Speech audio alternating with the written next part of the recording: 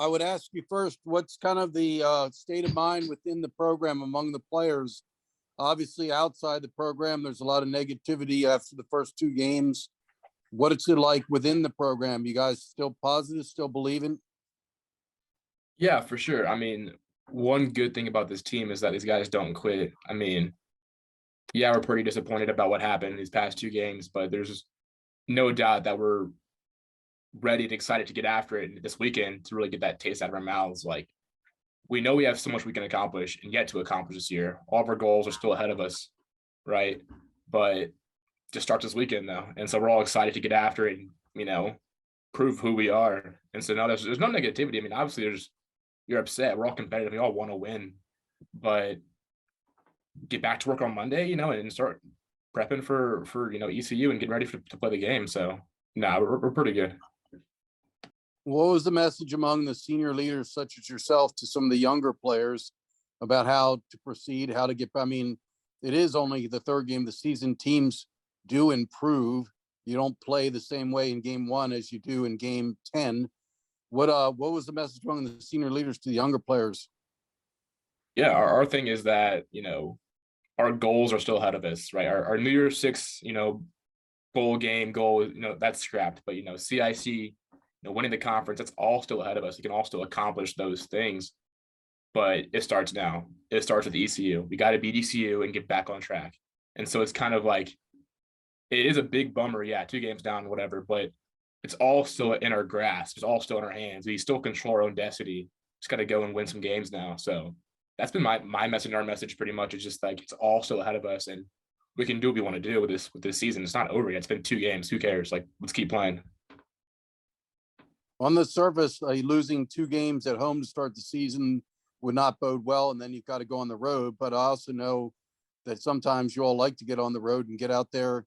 Bunker mentality. It's just you and your teammates and the coaches.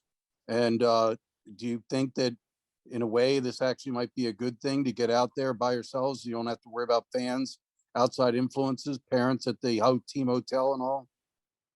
Yeah, I mean, personally speaking, I think it's pretty nice to kind of get away from Annapolis and just really, your focus when you travel is only just the game. There's no Bancroft, there's no, Naval Academy, influence. It's all just, you get on that plane, it's all a business trip after that. And so I love away games. A lot of guys feel the same way. So I think it's good for us to go on the road. We go to ECU. Last time we were there, we got the win. So I think I'm excited for this game and excited to go out there and get us back on track. Let's go to Scott Wyckoff. Hey, Nick, what's the key, do you think, overall for you guys to go to ECU and play well and come out of there and win? I think the key is, first and foremost, stopping the run. I mean, they have 2 very talented running backs there. And, I think if we can stop the run, make the team very one-dimensional, that's how we can win the game. And so that's our focus. I mean, first and foremost is just kill the run, make them one-dimensional, make them have to pass the ball, and then we'll get after them by dialing up pressures and whatever and doing it that way. But we got to stop their running backs first and foremost. What do you see on film from their quarterback, Holton Ahlers, that makes him so good? He's a talented kid. I mean, he's been playing for a bit now, and he's a big and physical guy. So, I mean, it's the toughest thing, I think, is like third and medium to third and short, is that when he drops back to pass, he's not just looking to pass. He can run the ball too to get it with his feet. So if you drop 8 guys or drop however many guys, he's still a threat there. And so he's talented. He's very good when he's in the pocket, when he's on schedule. And so that's where his biggest talent is, in my opinion, throwing the ball. And they're running the ball, if it's third and medium and short, like, he can make that up on his own. So that's kind of where you have to be aware of. And I know that's something Coach Newberry's talked about, really wanting to improve on this year, the situational football you guys play in defense. Yeah, that's been a big thing. And so, like, in practice or in games, we'll all call out the down and distance, saying 3rd and 5 or like 2nd and 10, because there's certain plays like offensive coordinators want to run when you have a certain situation. You might want to gain half the yardage back, or you want to, go for the sticks on 3rd down. So it kind of affects how, in your mind, what they're going to probably try and do. They're going to probably try and go for the sidelines, go for the sticks, do X, Y, and Z. So you can kind of play it and know where they're going to go. So that's very helpful. Thanks, Nick. Phil Bergman. Nick, what's one thing you've been trying to work on in practice over the past 2 weeks? Yeah, I would say I've been really trying to focus on just being really physical with the offensive line and just getting after them and pressuring the quarterback and just being relentless in that aspect. I think my coverage has been good so far this season. It's really improved in the past couple of years. But I think one thing I can really do is just affect the quarterback more and just try and, I guess that's when they're passing the ball, when we win first down, win second down, stop the run.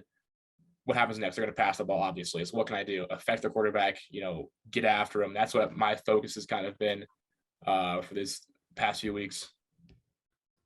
There's you guys have had a lot of team meetings since the last game. Has there been any player speeches or a coach moment that like really flipped the switch with you guys since that Memphis game?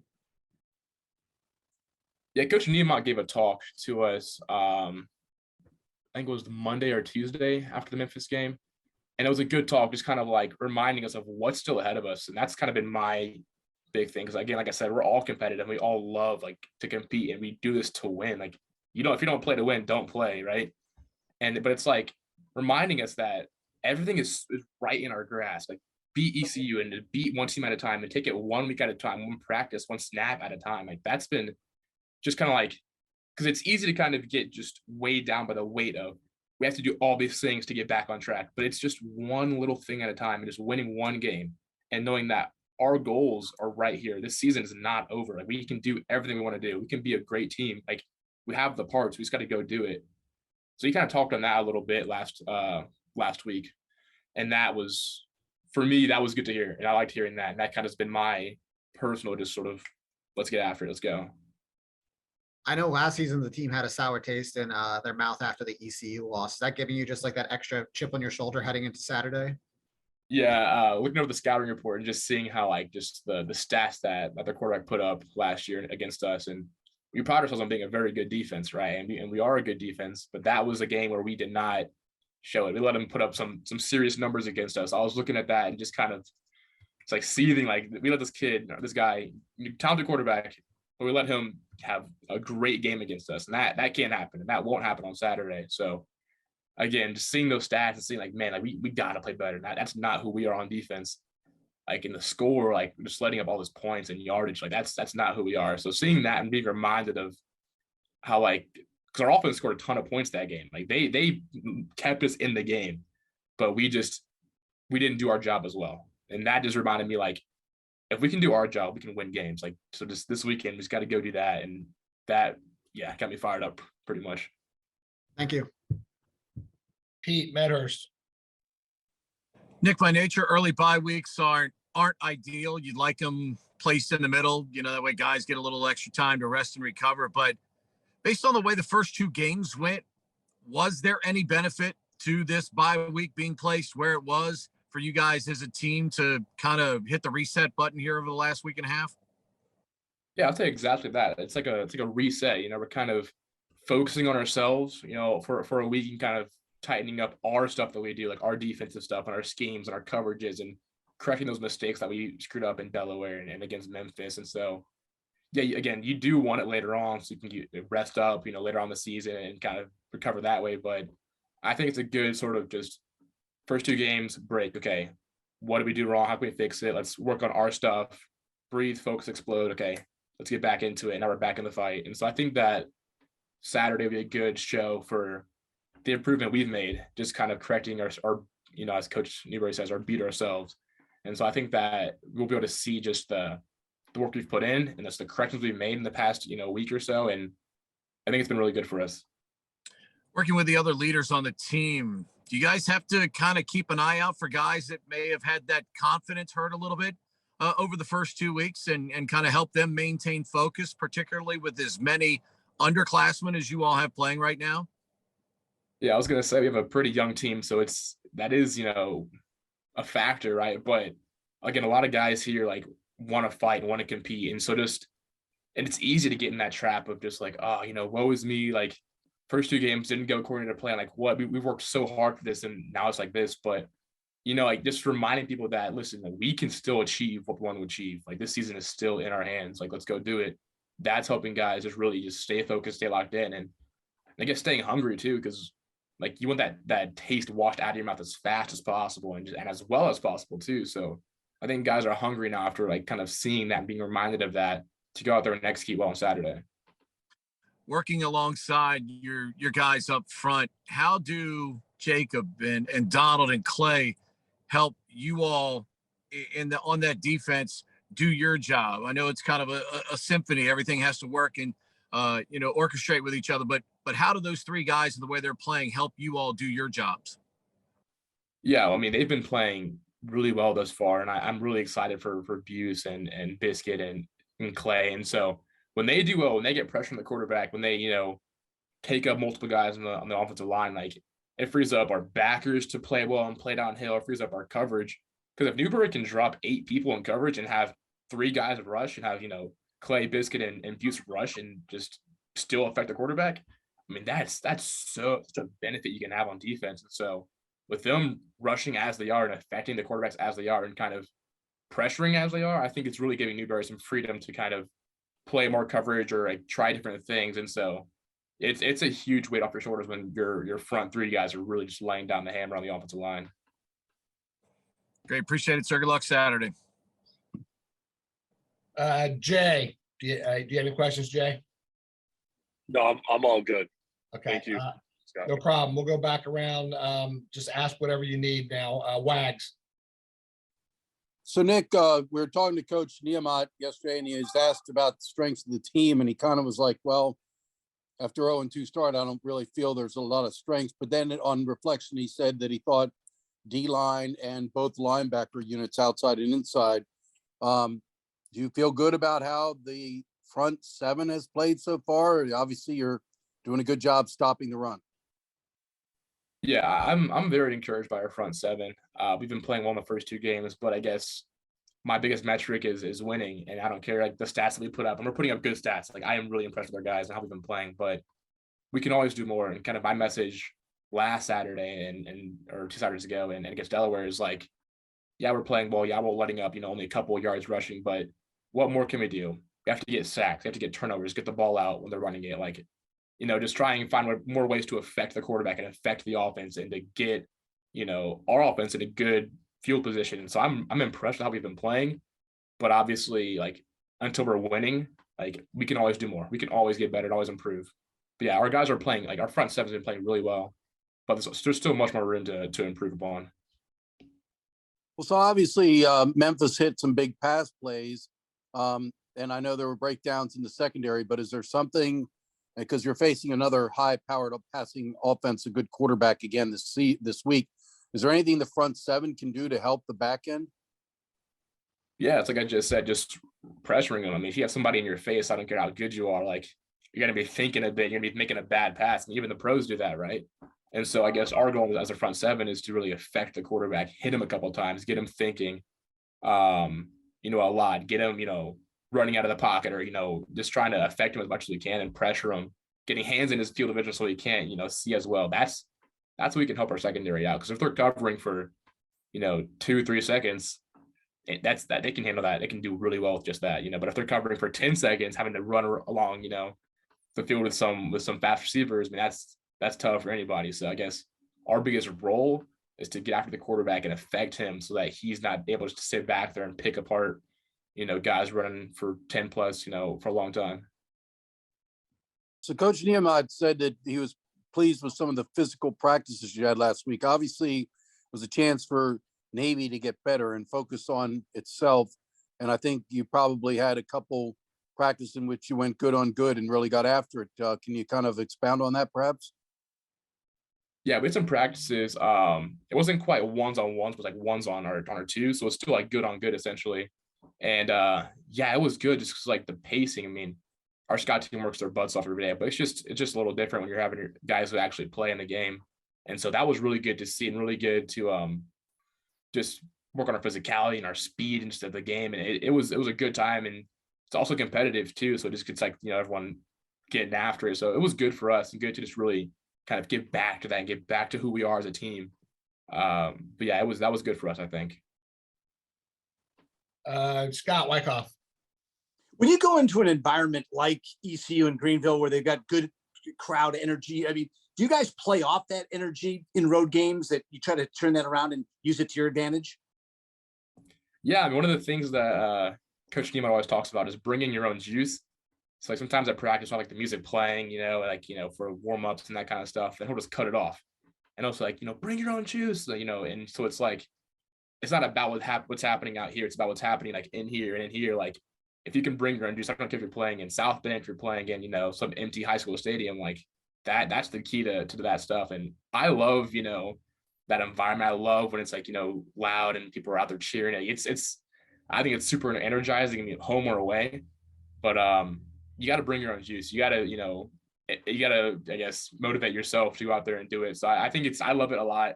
I feed off of that. I know a lot of guys feed off of that. I think it's been good for us. Thanks. Phil Bergman. Nick, I know you said earlier you're not a numbers guy, but the run defense right now is ranked 4th in the country, giving up 52 yards a game. What's clicking right now for this run defense? I just think guys just playing physical and just doing their jobs. Like they're not trying to do too much or too little. No, they're just doing what their job is, and then just just playing with their hands well and getting off blocks. And Coach Newberry's calling us some really nice stunts from the box for us to do. Just things that can confuse the offensive line. We're stemming around a lot, so we're starting in one position and moving out to the other position, and really confusing the offensive line. So like not as sure of where they're blocking, who the responsibility is. I don't know, our front 7 guys are really playing physical and fast and downhill, and Ramos and Busick and our guys are just balling out. So I think it's just a factor of the scheme that we're running, and also just the guys just playing hard and playing downhill and being physical. Why don't you Holton Ahlers is he's been in college for 5 years. It seems like 8, but he just became the all-time leading passer for yardage in the American Athletic Conference. That's pretty significant. But why don't you talk about their offense in general? Well, they're really good, very well coached. Been in the same system for a while now. I've gone against Colton every year that I've been here. I think he's when he gets rolling, he's as good as any quarterback that we'll see here, and just the experience that he has, and what they do offensively. They're running the ball really well, and they throw it really well. They take what you give them, like a lot of the offenses do nowadays. It's in the RPO world and that kind of deal. So they're really good, really well rounded. Had some nice additions with some transfers, and they're a big physical O-line. I think they're averaging around 320 up front. They're big at wide out. They've got a running back that can flat out fly, and so they're good everywhere. So it's going to be a huge challenge. I think that last year was one of those games that we didn't play very well in. So excited about the opportunity to go play those guys again. Looking forward to it, but certainly going to be a huge challenge for us. Well, you mentioned the running backs. There are 2 of them actually, Keaton Mitchell and Harris. Yep. I mean, do you think that's the key to stop the run? I mean, I know Coach Houston. I actually spoke to him this morning, and he believes in old school of establishing the run to set up the pass. I think that's kind of the way he operates. So I think you got to believe in stopping the run first, right? Absolutely. That's always where it starts for us. Stop the run, control the pass, and this week more than even the first 2 weeks, it's going to be a huge challenge. And I think we can be good in the early downs, like we always say, and get them, behind the sticks a little bit, get them off schedule. That's how we're going to have a chance to win this game. And when we do that, then we got to get off field when we get in those 3rd down situations. And so, but stopping the run in this game is going to be instrumental. I think that's going to tell the whole story right there. Coach Niem, I was talking about last year, they played keep away, and I'm looking at the stats. They had 32, almost 33 minutes of time of possession. Their 3rd down conversion was 6 of 14, but 4th down was 4 of 5, which probably hurt. Yeah. How crucial is that going to be getting them off the field, Coach?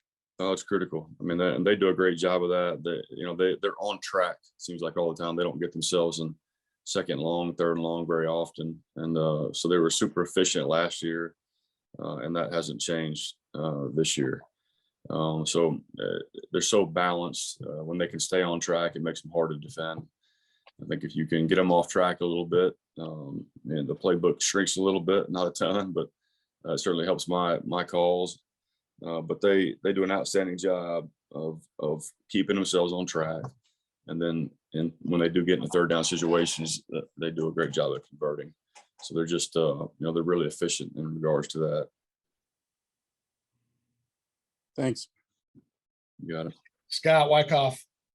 It also seems like Ehlers is a dual threat. He gets all sorts of notoriety for his arm and his yardage in the air, but he's also given a lot of teams a lot of problems when he tucks it away. He does. A lot of it's they don't design a whole lot of runs for him, but when things break down, he's a big physical dude, and you don't see him sliding too often. I think that they probably don't like that, the offensive staff. I'm sure I want to keep him healthy, but he'll put his head down and get the tough yardage, and he's a big physical dude. So they will run some RPO draw with him. They'll pull it on the zone read occasionally, but they don't want to make a living doing that with him. But he certainly can. He has a great pocket presence. He can step away from pressure. His eyes don't come down when he gets pressured. He gets the ball delivered when he gets pressure in his face. So he's just a really good football player all around. How important is it for someone like a Nick Straw who can put pressure on the quarterback to step up in a game like this? Well, I think it's important for all of us to be able to do that. And there'll be times where we're being pressured and times where we decide to play coverage. And but we do bring the pressure. We've got to get there. We can't hang our back end guys out to dry. So that's always important, Scott, when you do that.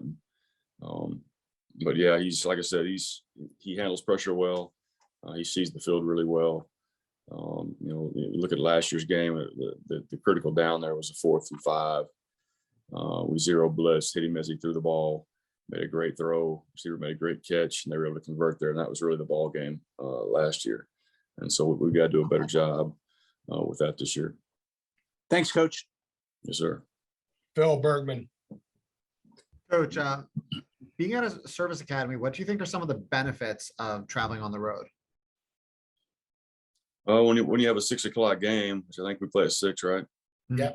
Yeah, and our kids get to go Friday, get to rest a little bit in the hotel, get off their feet. Just it's change of scenery for those guys, and I think it's a little more focused when you're on the road like that. You're in a hotel, you're all together. It's a business trip.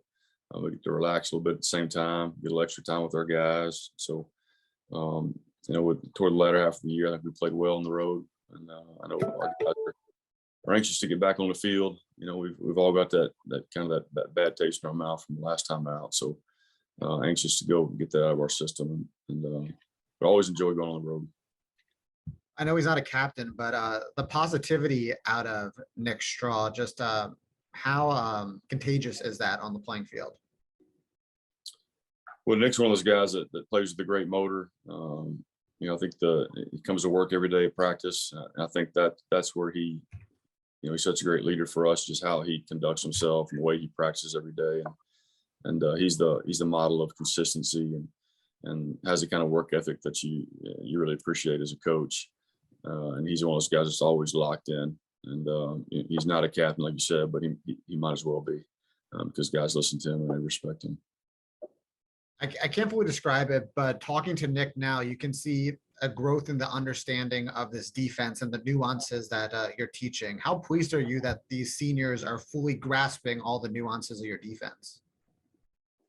Very pleased. They've been in the system now for a long time, and they should be to that point. I think they're all more comfortable with what we're doing. And, we talked about the different dimensions, of playing defense here, and we got a lot more 3rd and 4th dimensional type players now that have been here a long time. And look at a guy like Biscuit, in his junior year, just how much further ahead he is than just he was a year ago. And so we got a lot of guys like that mixed in with a lot of young guys that are still learning and growing in the process. So, but really pleased with Nick and John Marshall in particular, and how they've progressed and their overall understanding and grasp of not just what they're doing, but what's going on around them. Thank you. Pete Medhurst.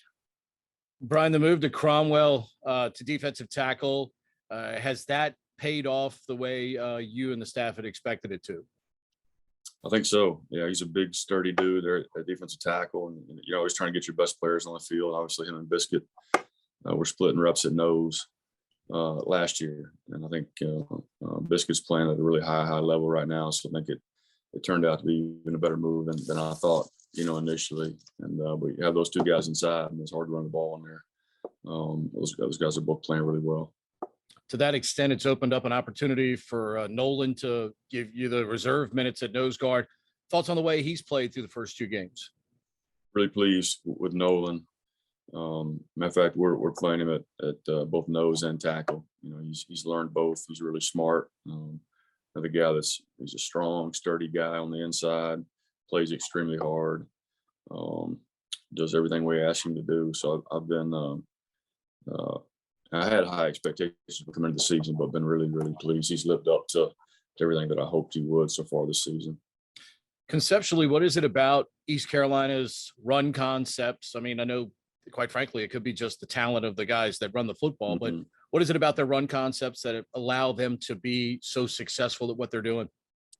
Yeah, well, I don't think it's what they do necessarily. It's how they do it. You know, they're running a lot of the same plays that everybody else in the country runs. They've got good players blocking, good players running the ball and throwing it and catching it. And they're really physical and they play hard. And that's kind of been the head coach's MO there. They want to be a physical football team that establishes the run game, and they take pride in it.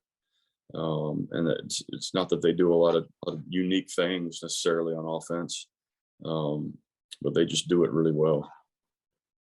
Thank you, sir. Jay, do you have any questions? I'm all set, Scott. Thanks. Okay. All right, we'll make another trip around. Wags. So in terms of last week and kind of getting some things fixed, what was the focus for the pass defense? Well, the communication is always a big coaching point there. Our alignments and our keys, some depth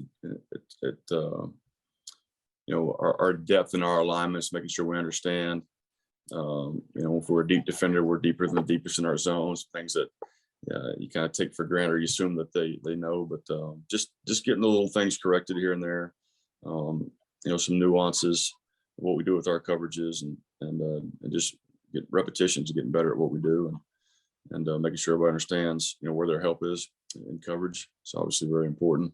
It's part of being a two-dimensional player, as we talk about, and just making sure our guys understand. We're going to be able to defend the run well.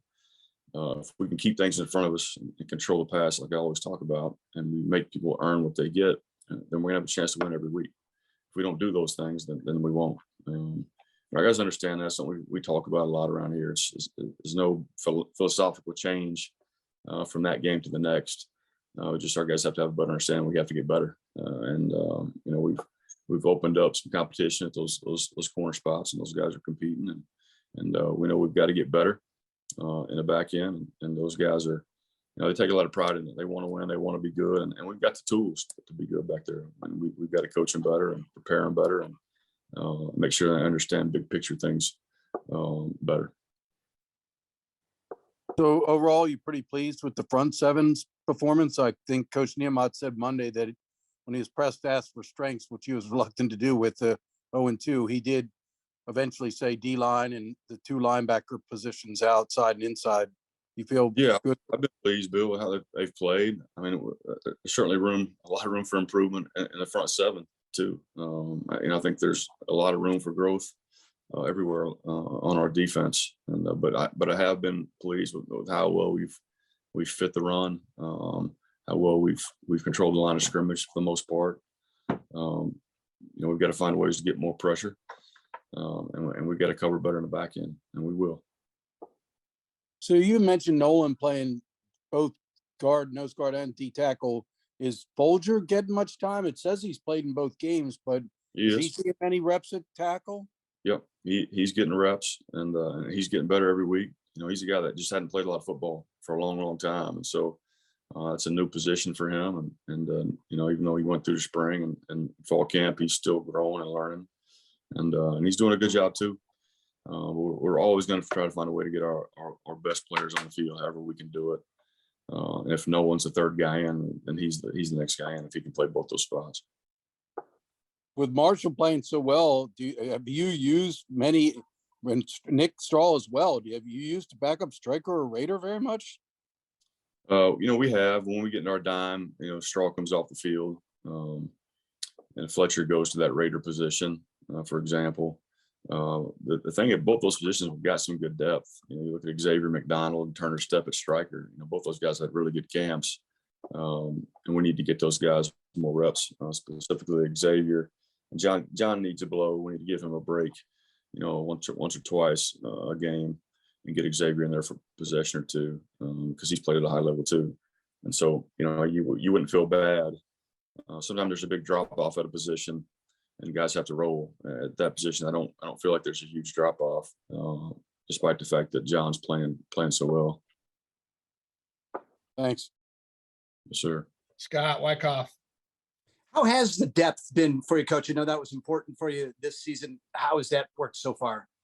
Pretty good. I think particularly in the front seven, like we talked about earlier. I think that's why those guys are playing well. We're able to keep those guys fresh, and you feel good about getting a guy in there if another guy needs a break. Like I said, there's not a huge drop off at positions in the front seven, and that's always a good thing. You don't feel quite the same way in the secondary. We're still creating depth back there. Those in the back end, those guys, it's all about being able to trust you, that you know what you're doing. You're gonna keep things in front of you, and those guys make mistakes. You can strike up the band, right? The front seven makes a mistake. It's not necessarily the case, and so, but yeah, we got to keep establishing depth, keep developing our depth. And that's going to pay off as the season progresses. Thanks and good luck Saturday. Thanks, Scott. Appreciate it. Phil Bergman. Nothing from me. Thank you. Pete Medhurst. Brian Holton Ahlers played 45 football games, 40 of them as a starter in a row at East Carolina. It's kind of an outlier in the sport now, but each year he's made incremental improvements. And maybe the most important last year was the leadership quality. You could see that really developing from him. But as you watch him as a player, why does he help make that motor run as well as he does? Well, he seems to be a really good leader. Like you said, Pete, I think he has improved every year. And I think obviously that's just experience and confidence, and their football team's improved every year. And so, they're developing a winning culture there, and they're getting to the point now where they expect to win every week. They feel like they can play with anybody, and you see that when your quarterback, who's the head of the snake there, feels that way, then everybody gets on board. And so you can see that he elevates the guys around him. I mean, that's pretty easy to see as you watch the film. And I think it's just the experience. There's no substitute for it, and he's been in that system for a long time now, and so he looks very comfortable running the show back there. So I just, he's got a good surrounding cast too. I thought in 19 he was a really good player. He just wasn't surrounded by the same cast, but 40 games later, or however many he's played since then, it's just experience, and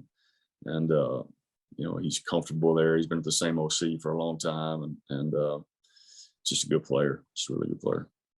When you have a bye week this early in the season, what do you think you all did well last week in terms of your goals? What were you hoping for as a staff to accomplish during that time to help this group now? Because it's going to essentially be 9 weeks in a row now that you're going to go out here and play football.